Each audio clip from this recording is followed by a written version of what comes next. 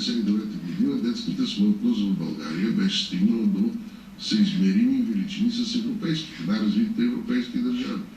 За съжаление, тази практика беше разбита, разбиха се детските консултации, много от педиатрите станаха общо практикуващи лекари. На това мнение е и доктор Томов, педиатър с практика в спешна помощ, който работи като личен лекар. По думите му е задължително децата до 1 година и особено недоносените бебета да се следят от специалисти по детски болести. По отношение на рисковите деца, значи консултациите там са много по-трудни и стават все по-трудни, защото просто няма специалисти. Единственото, което би могло да се случи допълнително, съответно и като стимулиране финансово от гледна точка на здравната каса на лекарите-педиатри, е да се разширят нашите правомощия на хората, които имат специалности. Според лекаря така ще се спестят средства за създаването на нови центрове, за които и без това трудно ще се намерят кадри. Повечето българи ще посрещат новогодишните празници от дома. Броят на пътуващите зад граница е по-малък в сравнение с предишни години. Според Института за анализи и оценки в туризма, около 160 хиляди българи ще посрещнат новата година извън България.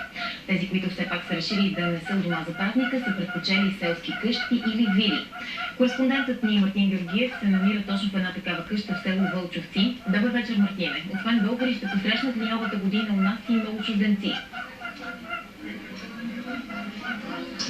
Да, добър вечер от Аренския Балкан, където хит са тези селски къщи. Както виждате, те вече са препълнени с семейство от цяла България. Що се отнася до туристи от България и чужбина, то те вече препълниха. Традиционно и обичайно нашите зимни курорти. Банско е един такъв пример. Там ски пистите също са препълнени, но вижте повече атмосфера в следващото видео.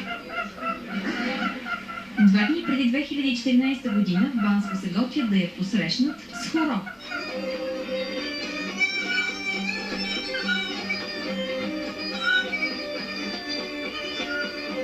Хотелите в зимния ни курорт вече са пълни. За първи път сме тук, от приятели разбрахме, че е много готино. Града като цяло, пистата, всичко. Хубави клубове, механички. Новогодишната нощ в Банско ще посрещнат туристи от цял свят. Най-много обаче остават българите, следвани от гърците, румънците и украинците. Може би 50 на 50 са процентно отношението на българи към чужденци. Въздухът е добре, вкусно, готови, всичко е великолепно. И сме една голяма компания, от Варна сме, специално сме стигнали тук за новогодишната вечер и малко за отдих.